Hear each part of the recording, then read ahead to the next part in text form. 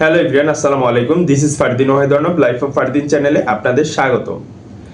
আমরা হয়তোবা কয়েকদিন যাবত অনেকেই শুনতেছি নতুন নিয়মে ভিসা দিচ্ছে ভারত, কিন্তু নতুন নিয়মে কিভাবে ভিসা দিচ্ছে বা নতুন নিয়মটা কি বা নতুন নিয়মে কিভাবে আমরা নতুন করে প্রসেস করব, এটা হয়তোবা অনেকেই আমরা জানি না। তো এই প্রসঙ্গেই আমাকে যারা জিজ্ঞেস করেন, আমি পুরো ভিডিওতে বলে দিব। আপনারা না টেনে পুরো ভিডিওটা অবশ্যই দেখবেন। চ্যানেলটি সাবস্ক্রাইব করে না থাকলে সাবস্ক্রাইব করতে অবশ্যই ভুলবেন না। আর হ্যাঁ, যদি ভারতের ভিসা সংক্রান্ত কেউ কোনো জটিলতায় পড়ে থাকেন, কোনো অসুবিধা হয়ে থাকে যে ভিসা করতে পারছেন না, কিভাবে ভিসা করবেন বুঝতে পারছেন না, বা কিভাবে খুব সহজে প্রসেস করবেন, খুব সহজে প্রসেস করলে অ্যাপয়েন্টমেন্ট পাবেন, কিভাবে স্টেপ বাই স্টেপ আগালে আপনারা খুব দ্রুত সময়ের মধ্যে ভিসা পেয়ে যাবেন, অ্যাপয়েন্টমেন্ট পেয়ে যাবেন, সে সম্পর্কে কারো প্রশ্ন থাকলে ডেসক্রিপশন বক্সে আমার ফেসবুক লিঙ্কটি দেওয়া থাকবে। আমাকে ফেসবুকে নক করবেন অথবা কমেন্ট করেও জানাতে পারেন, আমি সবাইকে রিপ্লাই দেবো ইনশাআল্লাহ।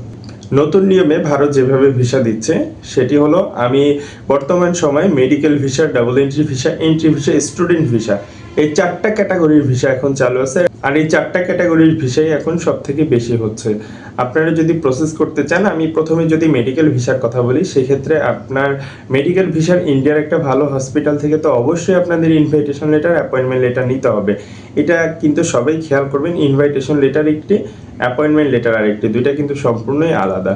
কোনো কোনো hospital invitation letter, appointment letter একই সাথে প্রোভাইড করে, মানে এক পেজের মধ্যে থাকে। আবার কোনো কোনো হসপিটাল দুইটা আলাদা আলাদা পেজের মধ্যে প্রোভাইড করে থাকে, কিন্তু ম্যাক্সিমাম হসপিটালই একটা পেজের মধ্যে দিয়ে থাকে। এটা আমরা অনেকে হয়তো বা ভুল বুঝি। যে সিএমসি হসপিটালের কথা যদি আমি সহজে বলতে চাই, সিএমসি হসপিটাল শুধুমাত্র অ্যাপয়েন্টমেন্ট লেটার দেয়। তারা একটা নির্দিষ্ট ডক্টরের আপনি ফিস পেমেন্ট করবেন, আপনার সেই ডক্টরের একটা অ্যাপয়েন্টমেন্ট দিবে, একটা টাইম দিবে, এই এছাড়া আর কিছুই না। সিএমসি হসপিটালেরটা দিয়ে এখন ভিসা পাওয়া অনেক টাফ, অনেকেই রিজেক্ট হয়েছে, তারপর অন্য হসপিটাল থেকে আমি প্রসেস করে দিছি, ভিসা হয়ে গেছে আলহামদুলিল্লাহ। তো এই ক্ষেত্রে আমি বলতে চাই যে আপনারা ভালো হসপিটালে থেকে, ভালো মানের হসপিটাল থেকে ইনভাইটেশন লেটার, অ্যাপয়েন্টমেন্ট লেটার নিয়ে প্রসেস করবেন, এটা আপনার জন্য বেটার হবে। পরবর্তীতে আপনার যত ডকুমেন্টস আছে, ধরেন আপনার ইনভাইটেশন লেটার, অ্যাপয়েন্টমেন্ট লেটার আছে ইন্ডিয়ান, আপনার প্রিভিয়াস ডক্টরের প্রেসক্রিপশন, টেস্ট রিপোর্ট, এগুলো সব আছে। এটা 6 মাস পূর্ণ পর্যন্ত অ্যাকসেপ্ট করবে, এর বেশি হলে এটা অ্যাকসেপ্ট করে না নর্মালি। আপনার পাসপোর্টের ইনফরমেশন পেজের কপি, আপনার NID, mobile number, email address, আপনাদের বিদ্যুৎ বিলের কপি, এগুলো যাবতীয় যত ডিটেলস আছে, ডিটেলস আপনারা ভারতের হাই কমিশনের যে পোর্টাল আছে, সেই পোর্টালে সব এন্ট্রি করে ওদের হাই কমিশনে সাবমিট করবেন। এটা কিন্তু অবশ্যই সবার খেয়াল রাখতে হবে, আপনি যেই এরিয়ারই হন না কেন। সর্বপ্রথম আপনার ঢাকা হাই কমিশন, যেটা বাংলাদেশে হাই কমিশন কিন্তু একটাই, ঢাকা হাই কমিশন বাড়িধারাতে অবস্থিত, পার্ক রোডে। তো এইখানে আপনাকে সাবমিট করতে হবে, কারণ এখানে সাবমিট করাটা বেটার। আপনার আমি হয়তো বা আপনারা নিউজ চ্যানেলে অনেক দেখেছেন যে ঢাকা থেকে সম্পূর্ণরূপে ভিসা হচ্ছে আর হবে, এটা তারা প্রতিশ্রুতি দিয়েছে। সম্পূর্ণ প্রসেস ঢাকা থেকে হবে, এক্সট্রা কোনো টাকা খরচ হবে না, কিছুই না। নর্মাল প্রসেসে জমা দিবেন, নর্মাল প্রসেসে যদি ভিসা হয় হয়ে যাবে, যদি রিজেক্ট হয় আপনাকে খালি পাসপোর্ট ফিরিয়ে দিবে। তো এটা খুবই সহজ, আপনাদের ঢাকা হাই কমিশনে সব সাবমিট করতে হবে, খুব ইজি প্রসেসে।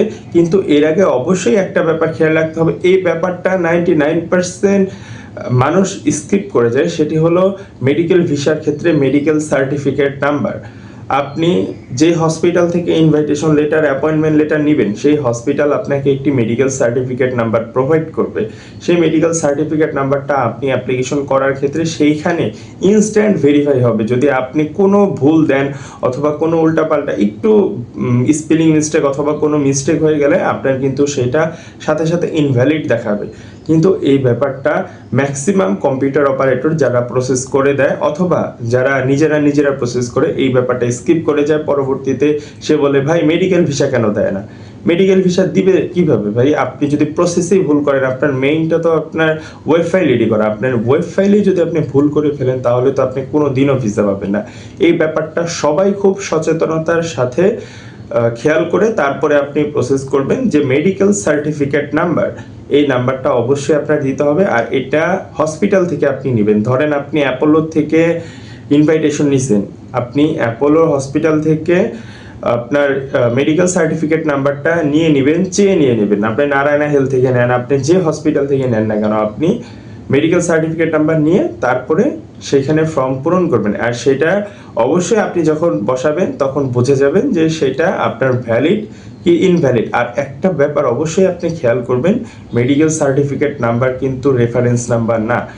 অ্যাপয়েন্টমেন্ট অথবা আপনার ইনভাইটেশনের উপরে যে রেফারেন্স নাম্বার থাকে সেইটা কিন্তু মেডিকেল সার্টিফিকেট নাম্বার না। মেডিকেল সার্টিফিকেট নাম্বার আপনার সরাসরি ওইখানে যখন দিবেন তখন ওইটা ভ্যালিড হলে ভ্যালিড লেখা উঠবে, ইনভ্যালিড হলে ইনভ্যালিড সাথে সাথে লেখা উঠবে। এটার কোনো অপশন নাই ভুল করার অথবা ফেক বানায় দেওয়ার কোনো অপশন নাই এটা। তো এই ব্যাপারটা সবাই খেয়াল করবেন। ডাবল এন্ট্রি ভিসার প্রসেসটাও একটু ডিফারেন্ট। ডাবল এন্ট্রি ভিসার ক্ষেত্রে আপনার সব ডকুমেন্টস, আপনার যা যা ডকুমেন্টস আছে, কেউ ওয়ার্ক পারমিটে যেতে চাইলে ওয়ার্ক পারমিট, আপনার কন্ট্যাক্ট পেপার, অ্যাম্বাসির অ্যাপয়েন্টমেন্ট, আপনার যাবতীয় যত ডকুমেন্টস আছে, পুলিশ ক্লিয়ারেন্স থেকে শুরু করে সব ডকুমেন্টস আপনার সাবমিট করতে হবে অনলাইনের মাধ্যমে। সাবমিট করে তারপরে আপনি ভিসা অ্যাপ্লিকেশন ফর্ম রেডি করবেন, মানে ওয়েব ফাইল রেডি করে তারপরে আপনি total step by step file সাজায় আপনি জমা করবেন।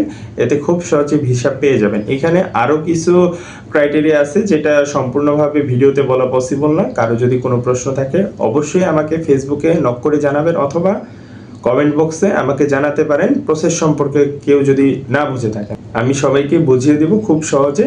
এতে আপনাদের এক্সট্রা কোনো টাকাও খরচ হবে না, আপনারা নিজেরাই প্রসেস করে জমা দিতে পারবেন। এই প্রসেসটা আহামরি কোনো কঠিন না, আহামরি কোনো কিছু না। এতে আপনাদের টাকা বেঁচে যাবে, আপনাদের সময় বেঁচে যাবে, খুব সহজে প্রসেস করতে পারবেন।